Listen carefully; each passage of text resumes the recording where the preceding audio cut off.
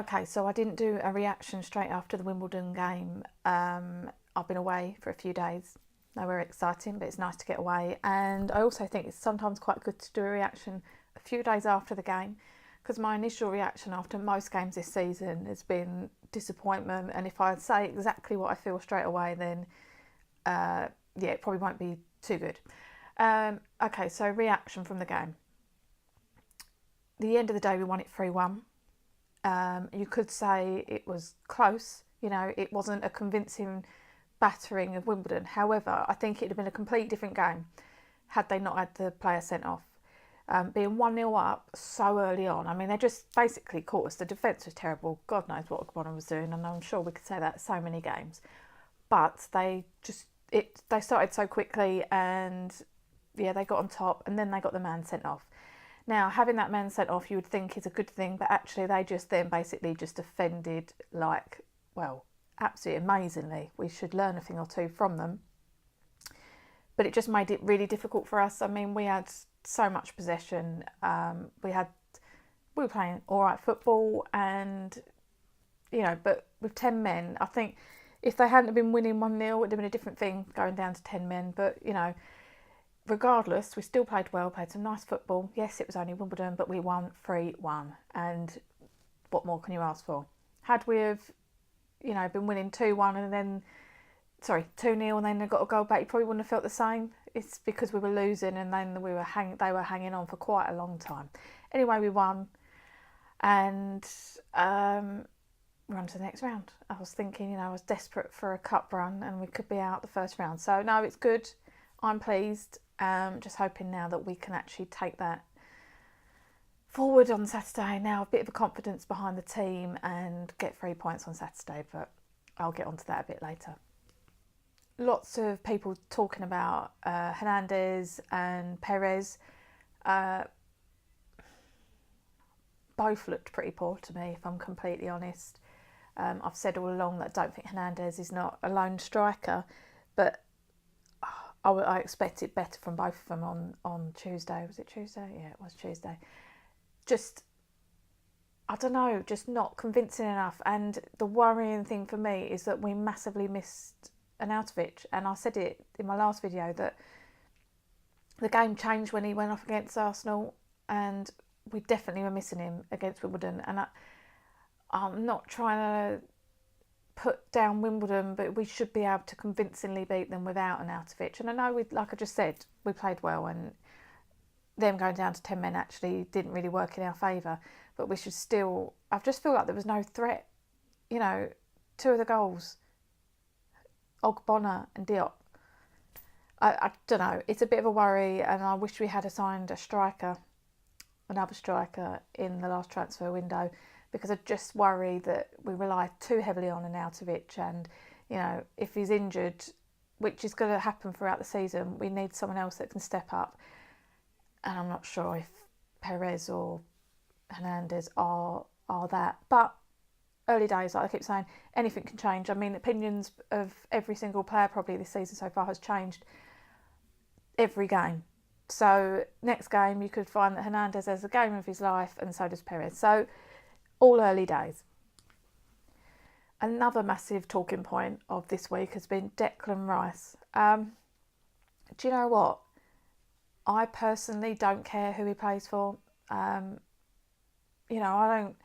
It's not about international football for me. For him personally, I just want him to make the right decision for him.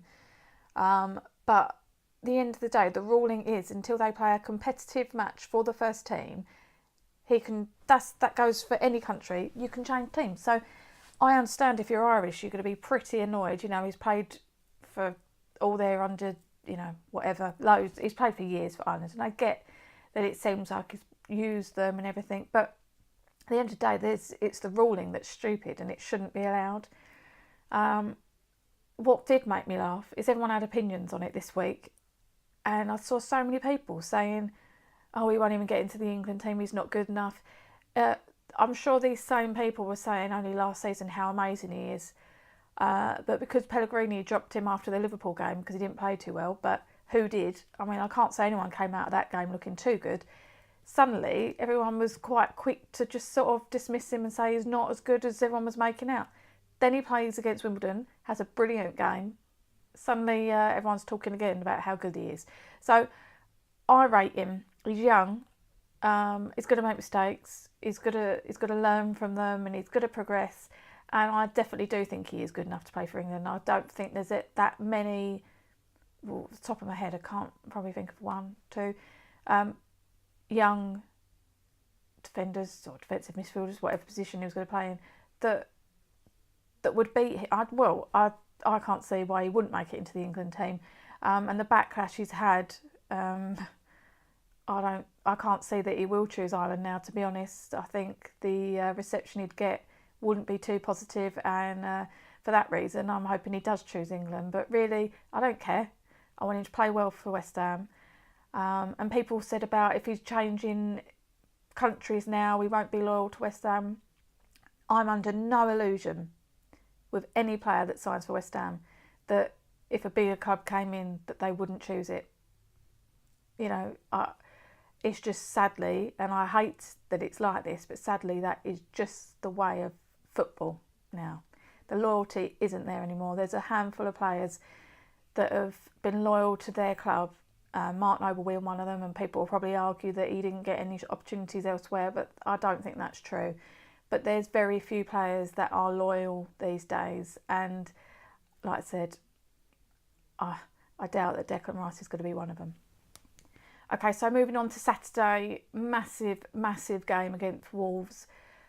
It's going to be really interesting to see how Pellegrini lines up, to be honest, because after Tuesday's game and Rice having a brilliant game, and I also think Cresswell had a good game, I saw people again criticising him, and you know, Arthur came on and got the assist in the last few minutes for the third goal, and I like him, but I don't see why Arthur and Cresswell can't play together, because I just think Cresswell is a better defender.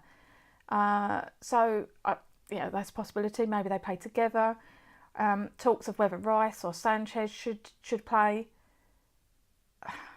That's a really difficult one for me, and I've just got to say how much I like Rice and everything. But I think Sanchez had such a good game against Arsenal. I think he was one of our best players. He was so composed that I think I'd give it to Sanchez at the moment. But then who's to say Declan Rice couldn't play in defence with Diop? This is the thing, we've got such a large squad now to choose from. It's really difficult to predict what that starting 11 is going to be. But I would like Cresswell, like I said, and possibly Arthur with him. And Sanchez, is Arnie going to be fit? Because that's a whole different issue, and it's a little bit worrying for me. It's going to be really interesting to see who he's going to start with. But here is who I'd like to see start, who would be my first 11. Yeah, so here is how ideally I'd like it to line up. I don't claim to have the most knowledge when it comes to tactics. I'm not sure if this would work against Wolves, but Cresswell and Masuaku playing together, Diop and Balbuena in the middle, definitely Fredericks at right back. Anderson just behind Arnautovic. Obviously, let's hope that Arnautovic is fit, and I'm hoping Yarmolenko will sort of push on now, because it wasn't the greatest of games against Wimbledon, but it definitely showed some promise. Let me know your first 11. If you think I'm completely mental, starting Yarmolenko, I've dropped Snodgrass, and actually that's the bit that I found hardest, which is crazy, isn't it? Because how much everyone had written him off last season. That's my doubt if that's right to do. But let me know what your predicted 11 is. I'm just hoping we go out. We need to just show women business from the start. As soon as we start to drop off on Wolves, if Wolves are on top, I worry. Just worry about our mentality about falling behind. It's different falling behind to a 10-men Wimbledon side to Premier League game where the pressure is really on us. And I know that's mad, only the fourth game in, but it really is, because the next game, Everton away and Man United and Chelsea at home, it's a concern. So it's massive, the pressure on us. So we just need to go all out right from the start, it's like a derby, like a Tottenham game. Let's just hope we get the 3 points. Thanks for watching. Don't forget to subscribe, like and comment, and follow me on Twitter @Flump9. Come on, you Lions.